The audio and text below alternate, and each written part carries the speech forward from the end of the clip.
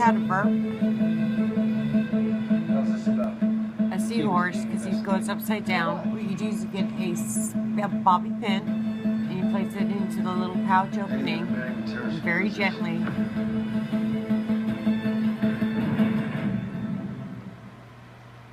And the way you tell that they need to be burped is because they swim upside down.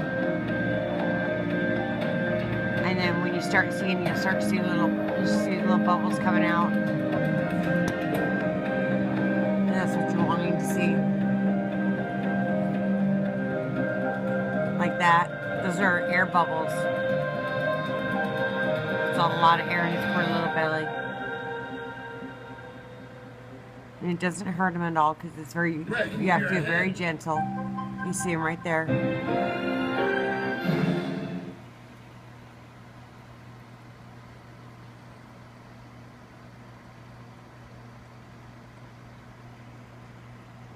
And so when you put your fingers down to the lower and you move it up to the upper abdomen area, to the rib. Or how much gas was left in the tank.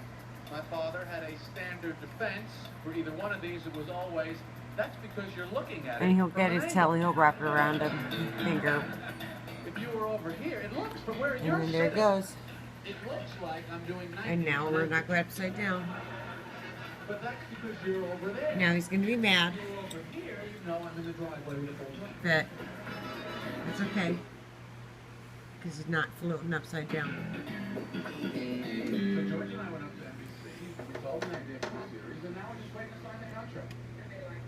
Yeah. See? All better. George, you're right. Flat Rider. It's a sitcom. Again, you use a bobby pin.